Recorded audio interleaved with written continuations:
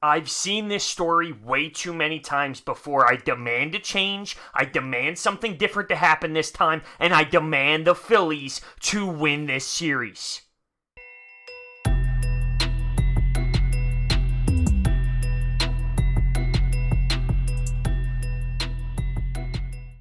What is going on, everyone? This is such a big series in Miami. I can't stress it enough. By the way, use this bad boy. It's essentially a free ticket, free $20. Go to a game now. This Miami Marlins series has to come out with a victory in favor of the Phillies. Like, we need to win this series, all right? Of course, I would love to sit here and scream, sweep! Sweep! Which I feel like is realistic, understanding the talent on both sides, but I've seen the way that this team plays against the Miami Marlins. I've seen the way this team decides to look a little bit lackadaisical in bigger moments. And this right here, this is a big moment. So the team needs to show me change. I don't know why I would expect that, considering how many times I've been in this position and then I've been underwhelmed with how the series plays out. But you would think at some point here things are going to work in the favor of the Phillies. It has to, right? Let's take a look at this pitching matchup. On Friday, Vin Velasquez versus a right-hander with a 9.39 ERA. Now, normally, with any other team, you would look at that matchup and say, whoa, it looks like we're going to get a hitting day. It looks like there's going to be a ton of home runs, lots of offensive power, some fun, some running the bases. But realistically, don't we know that it's really going to be a, 8-inning shutout performance? We have to beat down on this Marlins team. Everyone does. When you look at the standings at the end of the year in each division, guess what? You look at the top teams and how they performed against the worst teams in the division, and normally it's a good margin. That's a big difference right now with where we are tied with the Mets and with where we are with the Braves. We have a horrendous record versus the Marlins. We got to execute on a poor right-handed pitcher with an almost 10 ERA. What do you think? Now, Vin Velasquez hasn't had a stinker in a while. Is he due for one? Or is he finding his way? We'll find out. Saturday, Eflin versus Yamamoto. Now, if there's one game we're going to lose, it's going to be this one. Because Yamamoto, even though his ERA is just under 5, it's 4.31, so it's not near the 5, really. I guess it's closer to 4, but regardless, he's a good little pitcher, all right? He's worthy of a good outing.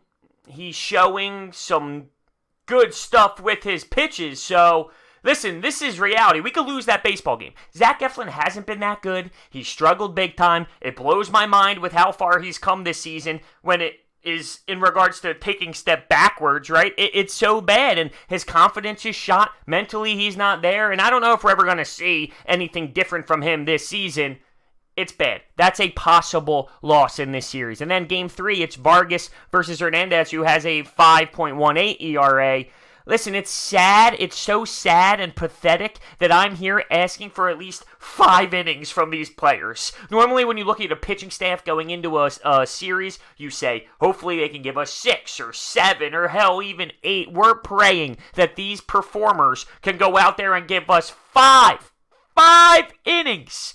And hopefully the bullpen doesn't get so tired because they had to carry Drew Smyly in the last game. They went through so many bullpen guys. They did tremendous and they did their job. Great to see and fun to watch. But if we have to do that all the time, it's going to catch up on us and the bullpen guys aren't going to be able to hang. So it comes down to our starting pitching giving us something this series, giving us at least 5, and that's so minimum. That's so minimum. I would love to say 6, 7 innings, but I can't guarantee that that's going to happen. I can't put my emotions in that that's going to happen because I haven't seen it all season long.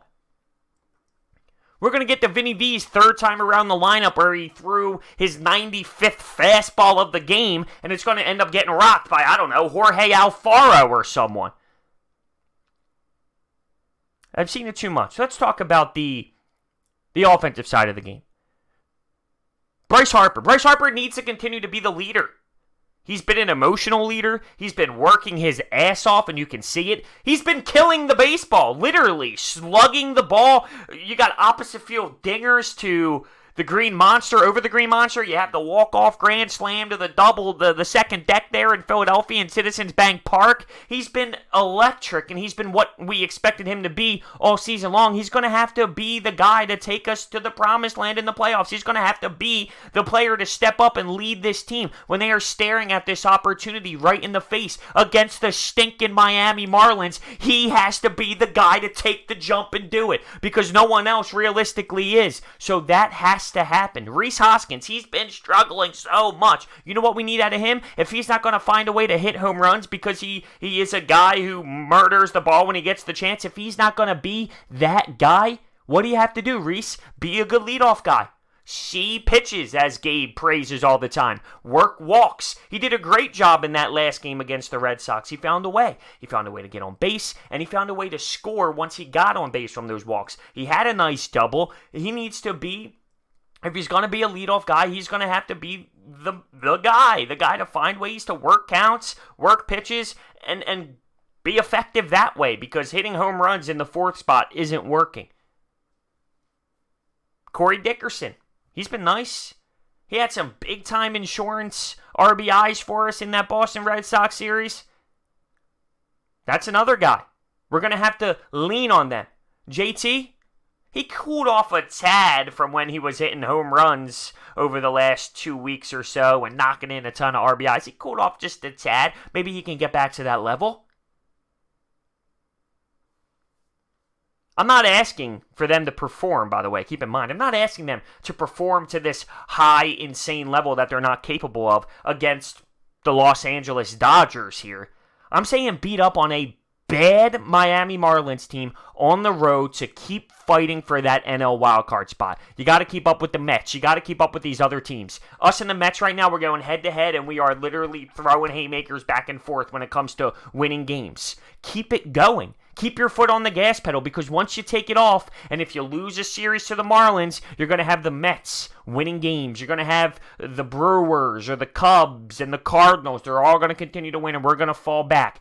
Beat up on this bad Miami Marlins team. It's very possible, and we all demand it because we've seen so many times now when you're looking at a chance right in front of your face. We've seen so many times now this team just fall flat on their face. How is that so possible? Consistently, so many times in this season. Come up small, have no passion, show us no fight. Like, how is that possible?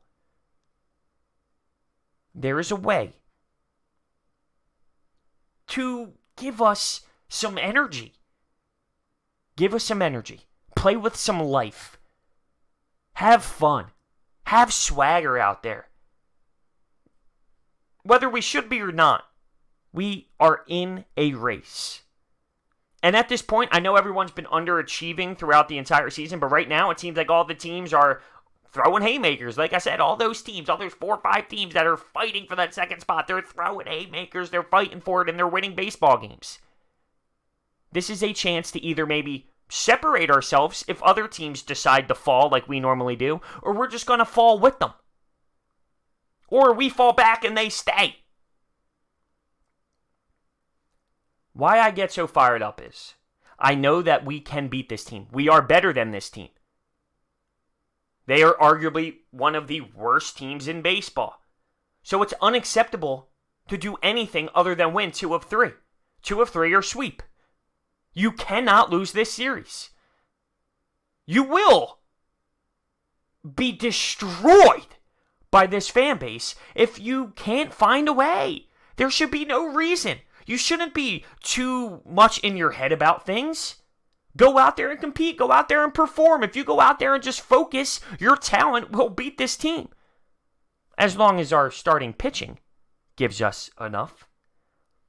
But we're not going up against Max Scherzer's, DeGrom, or anything of that nature. And I hate to look far ahead. I do, because I'm focused on these 3 games. I'm focused on Friday, Saturday, and Sunday.